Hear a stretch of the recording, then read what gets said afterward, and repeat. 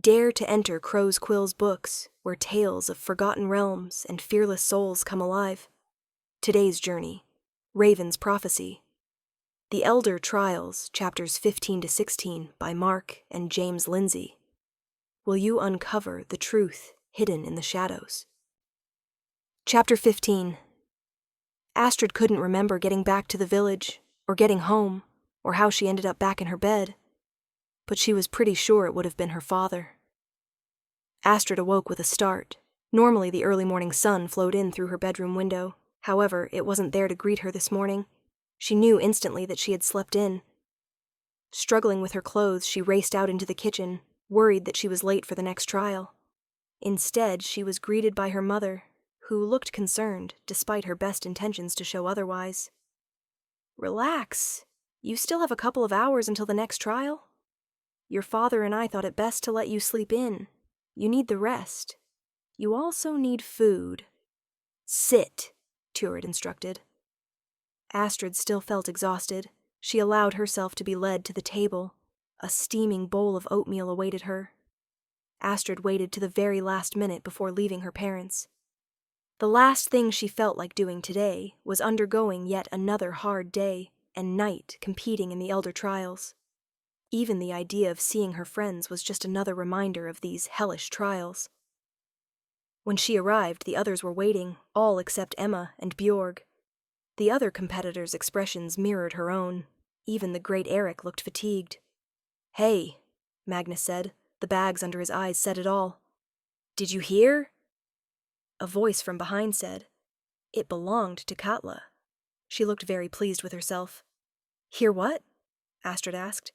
"Bjorg has been eliminated from the trials," Katla beamed. "What? Why?" Astrid said, although she had a pretty good idea, and it had to do with the bigger girl's attack on her. "She's not well enough to continue on," Katla said. Magnus had overheard the conversation and was now central to what was being said. "Are you sure?" Magnus asked, looking extremely guilty. "Very. My sister Fridas assists the healers. She heard firsthand," Katla replied. "I thought it might be to do with her attack on me," Astrid muttered. "You're joking, right? They don't care what we do during the trials. In fact, it's kind of expected of us," Katla said. Astrid shook her head. "The trials are supposed to prepare us for the larger trials of life. Kill or be killed," Erik said, passing through, not stopping to say any more. Astrid glared at him. "Whether you like him or not, it's irrelevant. He's totally right about these trials," Katla added. "I agree too. But also in life, you should strive to hold yourself to a higher standard," Astrid said and turned to walk off. "Who told you that nonsense?" Katla called out. "My father," Astrid muttered, not caring if the other girl heard or not. The horn sounded and the Thorn Trinity arrived. It was day 5, and the sense of excitement and anticipation had left the now smaller group of 9 teenagers. What now remained was nagging fatigue, aching bones, bruises, cuts, and scrapes, as well as a huge desire for the trials to be over. Only family pride and the hope of a better life spurred most of them on. Lord Asolf took the lead. He was looking as grim as usual. "As most of you have heard, Bjorg Leifson has been removed from the trials. While her injuries aren't life-threatening, they are significant enough to prevent her from continuing on. This does affect the trials in a small way. Each year we make subtle changes to prevent stagnation, as well as to stop gossip from over-preparing the next batch of competitors. With Bjorg's removal, we have had to alter the next trial," Lord Asolf said sternly. The teenagers looked around at one another, mixed expressions on their faces. Lord Asolf cleared his throat before continuing on. "This next trial was meant to be pairs. 2 winners and 2 losers. This is no longer the case.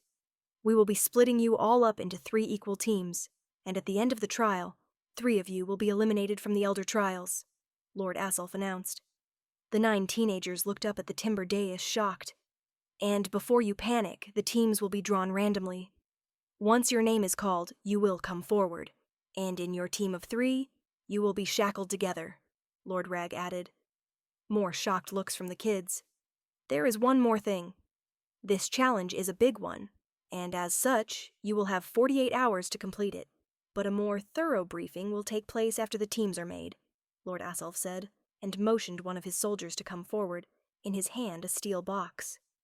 Erik was the winner of the last trial. As such, he can pick the 2 people with whom he is to be shackled to. Erik nodded and stepped forward.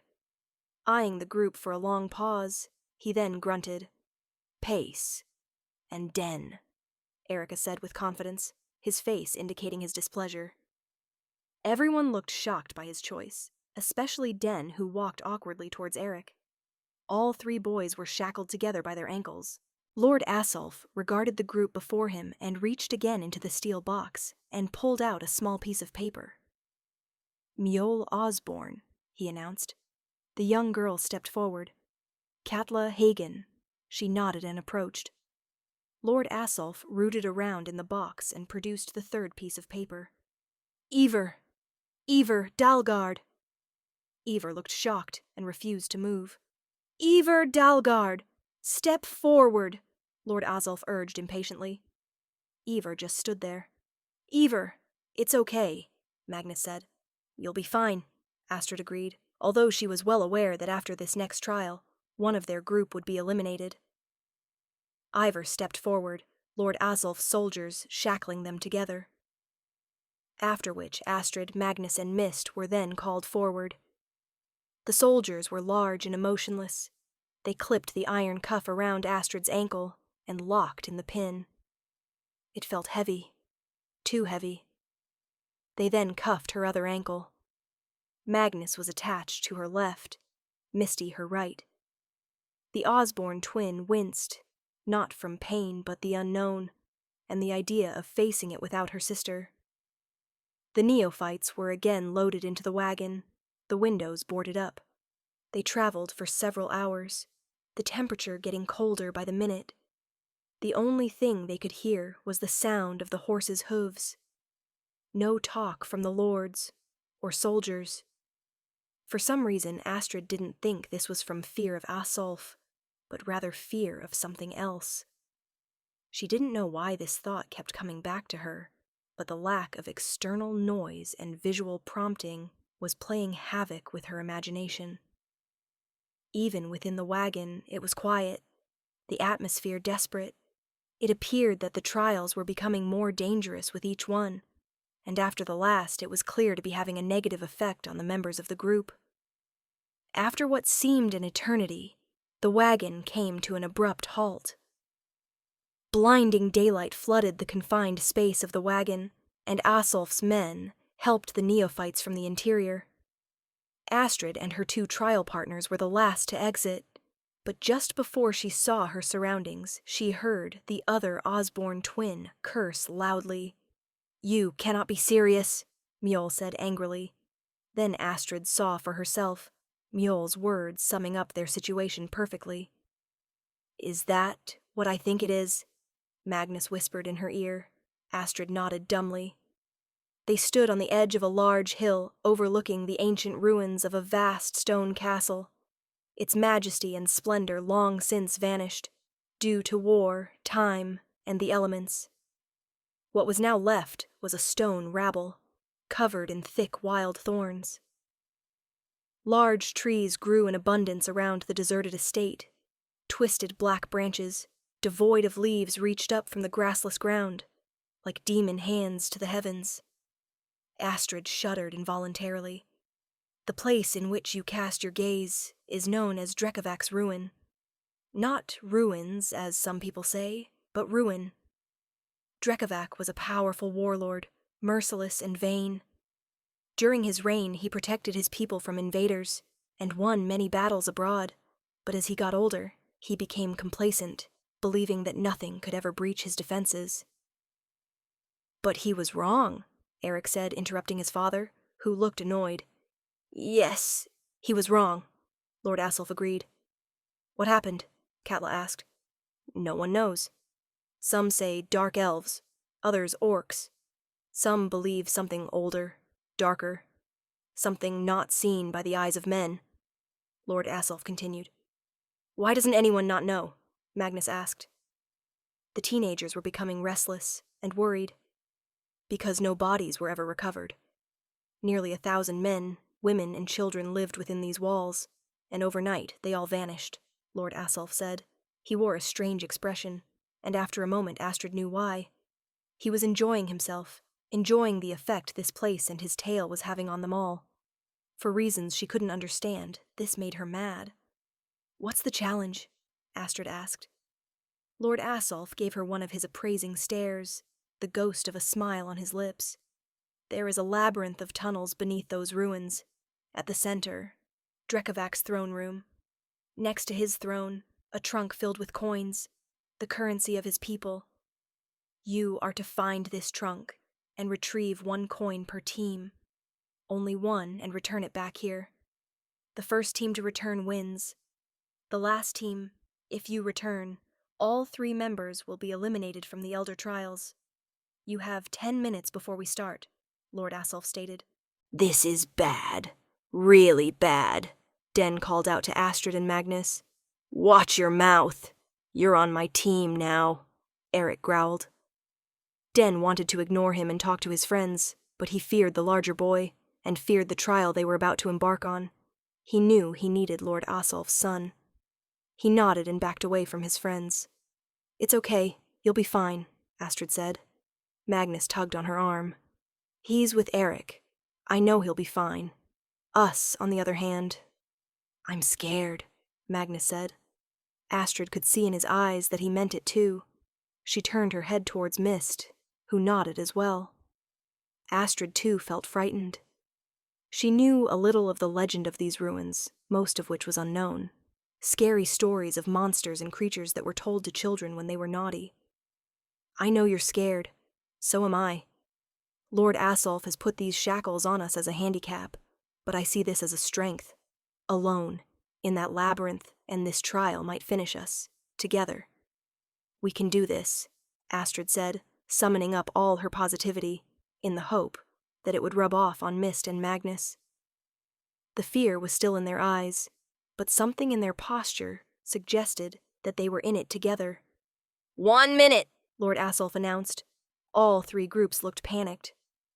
Under the instructions of Lord Raga, the soldiers handed the teenagers prepared torches, which they lit straight away.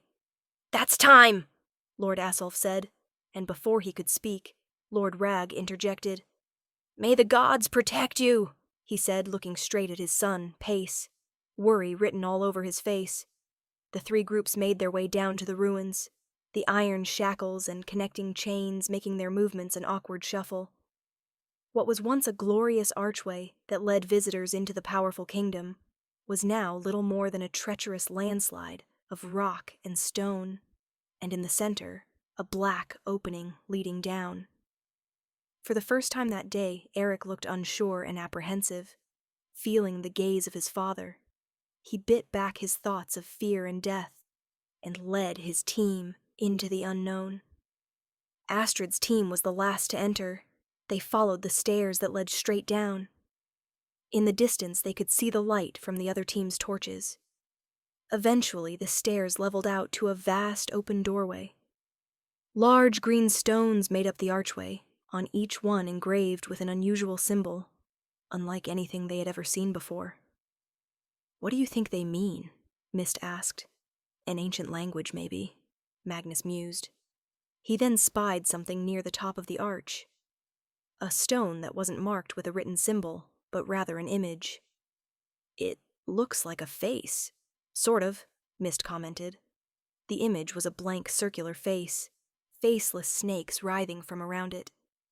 Astrid attempted to get a better look, placing a hand on the arch. Something dark and powerful grabbed her soul and held her tight. It was as if she had left the catacombs and entered something much darker and more horrific. Swirling shadows and blazing eyes peered back, regarding her with hunger and hate. She had entered a place of evil and nightmares. She took a deep breath and was about to scream when the world around her was ripped away. Astrid blinked and slowly opened her eyes. Magnus and Mist were leaning over her, their faces relieved. "What happened?" Astrid asked. "You tell us," Mist replied as they helped the blacksmith's daughter to her feet. She swooned a little, then shook the cobwebs from her head. I don't know what you mean, Astrid replied. 1 minute you were looking at the stones, then you just froze up, your eyes wide. Then you collapsed, Magnus said. Astrid shook her head. It was obvious that she didn't remember. Whatever happened, it's past. Are you all right to carry on? Magnus asked. I'd like to say no, Astrid said, then pointed to the chain and shackles. But I know that's not an option. Let's keep moving. Then, as an afterthought, she pulled away from the arch. Whatever you do, don't touch the stones. They continued on a short way and came to a fork in the tunnel. 4 prongs, 4 equally promising and repulsive decisions. No sign of the other 2 teams. Which one? Astrid asked. After her collapse, she was still feeling a little out of sorts. Despite being the unofficial leader of this team, she didn't want to enforce her will on the others, especially considering the life and death outcomes that faced them down in the Fallen Kingdom. How about the one on the far right? Magnus offered. Why? Mist countered. Why not? Magnus replied. As good as any, Astrid shrugged, taking the point, as well as she could with their feet tethered together. The moment they entered the new tunnel, the air shimmered, then popped, outside the fork. The moment this happened, the footprints of the other 2 teams appeared, showing where they had entered, all of them having taken different paths. They walked a while, passing several other turns and forks in the tunnel. They passed T-sections, and another level down. No one spoke. Eventually it was Magnus that broke the silence. What do you think happened down here? Magnus queried.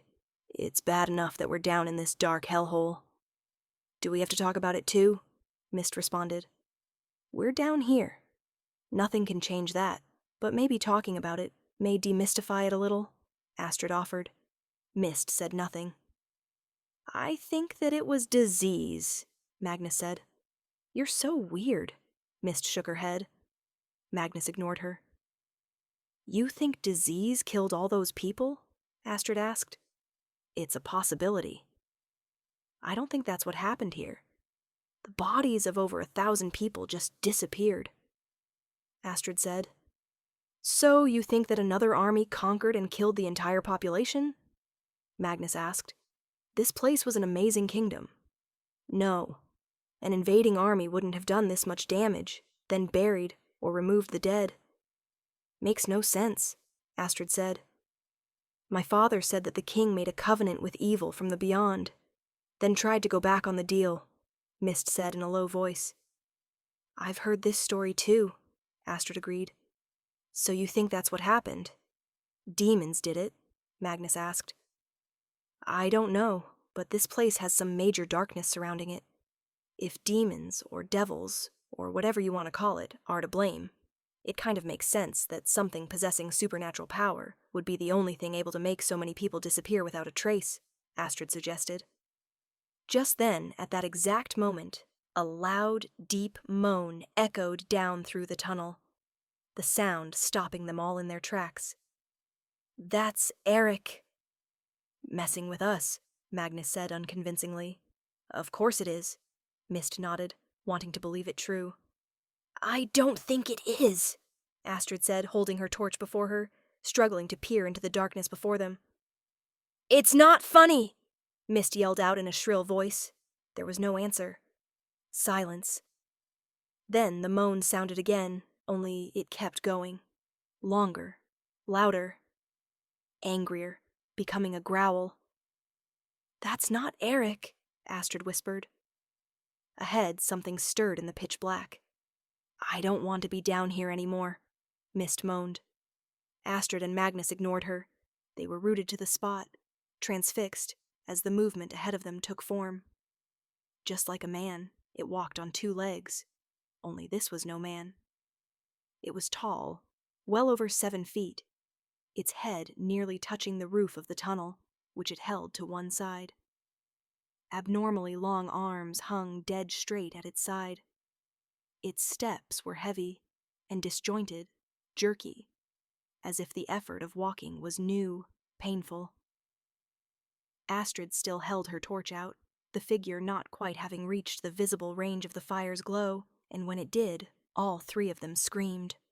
A face direct from hell peered at them in the dim light, eyes that were gaping black holes with a glimmer of red light, like fire at the end of a dark tunnel. Yellowish skin was stretched tight over a grotesque skull, a malicious sneer on rotting lips. The figure was dressed in tattered leather and rusty iron armor. It carried no weapon, its hands claw-like talons. Mist was the first to move, but in her haste to run, she became entangled in her chain. The result was all three falling to the ground. The 7-foot ghoul kept coming, not changing its slow, monotonous pace towards the three teenagers. "Oh God, oh God, oh God," Mist screamed. Astrid was the first to get clear, then Magnus. They both helped Mist to her feet, the blacksmith's daughter grasping the Osborne's face between two hands. "Calm down, or we're all doomed," Astrid said low and direct.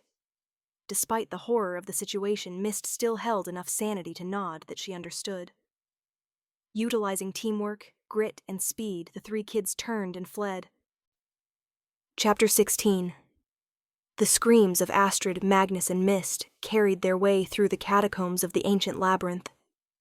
By the time they reached Erik, Den, and Pace, it was barely recognizable as anything other than the hollow sound of wind blowing through the tunnels. Erik turned anyway. Since entering the ruins, the hair on the back of his neck had been standing up. Whatever the rumors of this place had been, it gave Lord Asulf's son the creeps. Not that he would have ever told anyone about it, least of all Pace or Den. "Did you two hear that?" Pace asked, his voice barely more than a squeak. "Like father, like son," Erik scoffed. "What's that supposed to mean?" Pace replied, with a look of annoyance. "Exactly what I implied," Erik replied. "The challenge from Lord Raga's son. No challenge at all." Pace bristled. He was not as big as the other lord's son, but he was accustomed to being treated a certain way, and Erik always managed to get under his skin. "You're such an ignorant dolt. Your father is nothing more than a glorified soldier, with delusions of more," Pace said haughtily. Erik rounded on him. "Is that what you think? Or your father? At least, I'm my own man." Erik sneered. He was trying to appear nonchalant, but his clenched fists said otherwise.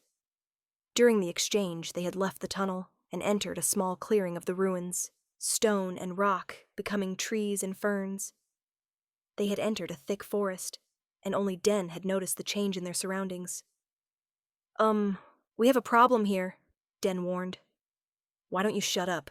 The only reason you're even here is because you're not a girl," Erik growled. "We've got a small problem." Den was silenced by the sound of a wolf's howl, only it wasn't exactly a beast, and not quite human. Both Erik and Pace had also ceased their verbal sparring, as the magnitude of their current problem was only just being recognized. "What the—" "Shh!" Erik hushed Lord Raga's son and pointed to their right flank. The new terrain was thick with dark green vegetation, impenetrable. Except for the dozen pair of eyes that stared back with the malicious intent. "Who are they?" Pace started to say. "Shut up!" Erik growled, removing his knife from its pouch and edging backwards, the chain from his shackles dragging noisily on the ground. He turned with the intent of running back the way they had come, only to be confronted with a missing tunnel and more dark forest. "Run!" Den yelled, just as a flurry of arrows shredded the ferns around them. The three teenagers bolted through the trees, and in pursuit were a dozen figures shrouded in darkness, and only half their size. They were dressed in deer hides, decorated with the feathers of predatory birds. Human in form, the hunters' features were sharper, more feline, pointed ears, angled eyes that took in everything, exposed gleaming fangs that were prepared to tear and rip their prey apart. They lived for one thing, and one thing only: the hunt. They were dark elves, and nothing would stop them from gaining what they wanted. "Move! Move!" Erik thundered, his progress hindered by his smaller counterparts. "I'm going as fast as I can," Den replied through ragged breaths. fear boosting his endurance, but not his capacity for speed.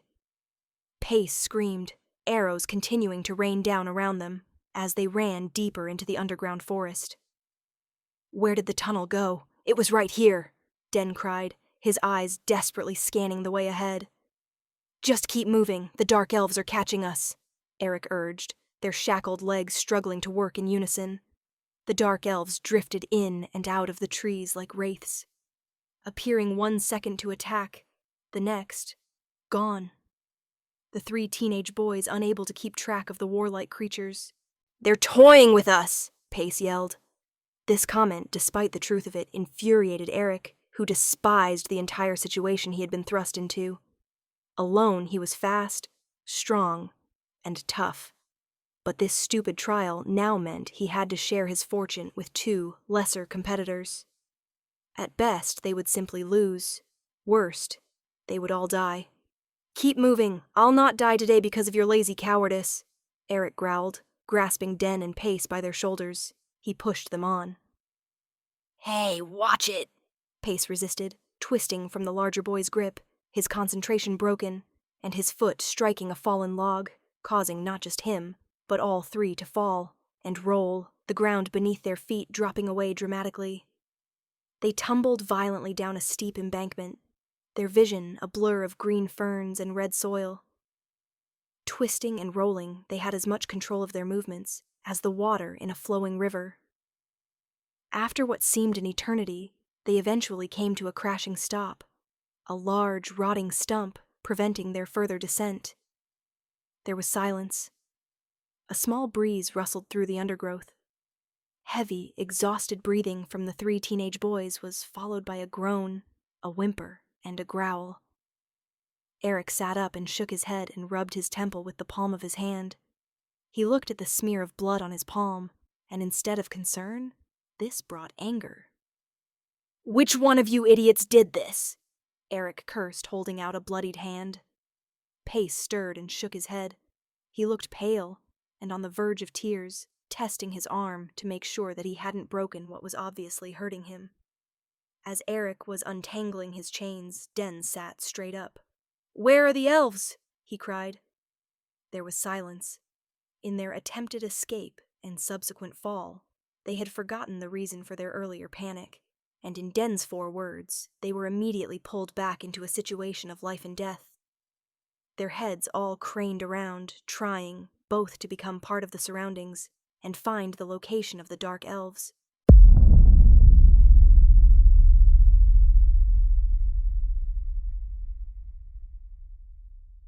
That seals today's tale in shadows.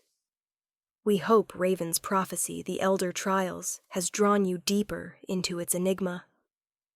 Return soon to Crow's Quill's books, where the next chapter awaits, whispering secrets yet untold.